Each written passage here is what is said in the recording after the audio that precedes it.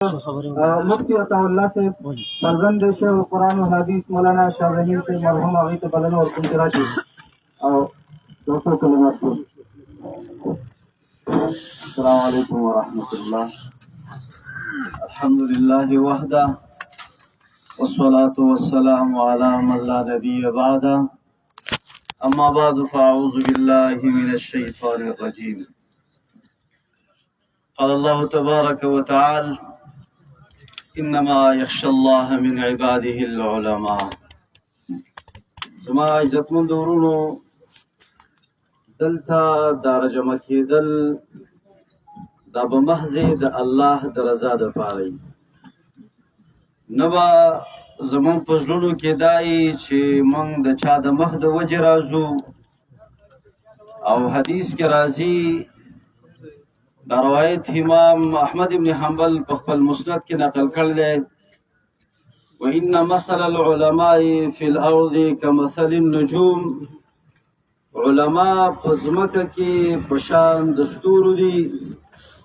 او کله چې علما د وفات شي څرنګه سړی په ستورو باندې لار به موزي او کله علما ختم شي نو بیا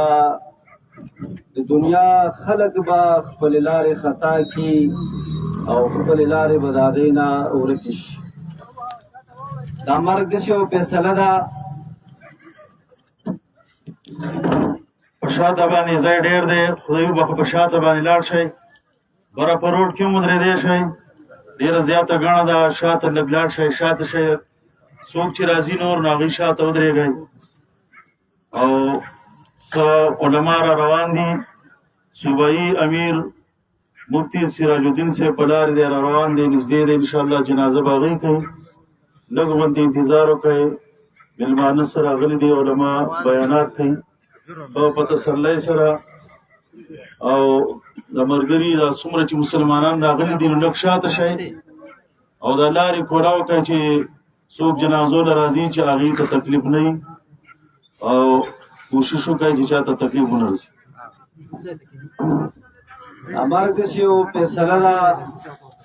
چې عایشه وی رضی الله عنها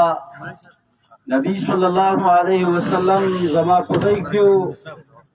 او ما ته نبی علیه السلام وی قد انقطع اظهري زما د ملا رګ دا وشلېده زه ستاسو نه جدا کېږم او عایشه وی رضی الله عنها نبی علیہ السلام لاس اوچت کړی و ویلا اللهم ان للموت سکرات اللهم اعني على سکرات الموت او حسن بصری رحمه الله ډېر علما وایي دا حدیث دی لیکن دا حدیث نه دی دا د حسن بصری رحمه الله قول دی هغه وایي ان موت العلماء ظلمة في الاسلام لا يصدها شيء مرګ د علماو دا په دنیا کې یو چاو پیدا کوي او دا بیا نه بندېږي نن زموږ نه استادان مشران لاړ الله دې د هغې راتلونکي زندګي دا ښایسته کړي او باید موږ دلته راغلي یو چې جنازه کې انتهایي په اخلاص باندې دعاګانې وکړو او نبي صلی الله علیه وسلم به سر مبارک کته کړی او دعاګانې به کولې چې الله دې پلانکي ته دعا الله دې پلانکي ته بخښنه وکړه الله نبی علیہ السلام به ویله اللهم نقیه من الخطایا کما ینقي الثوب الابیض من الدنس الله د ده دا ګناهونه داسې صفا کړه لکه څرنګې چې د کپړې نه خیره صفا کېږي نو الله رب العزت دې ستاسو راتلل په خپل دربار عالی کې قبول کی او الله دې ستاسو راتل محض د الله د رضا لپاره کی باید چې دلته صبر استقامت د دې مظاهره وکړو تقریبا ټول علما دي طلبا دي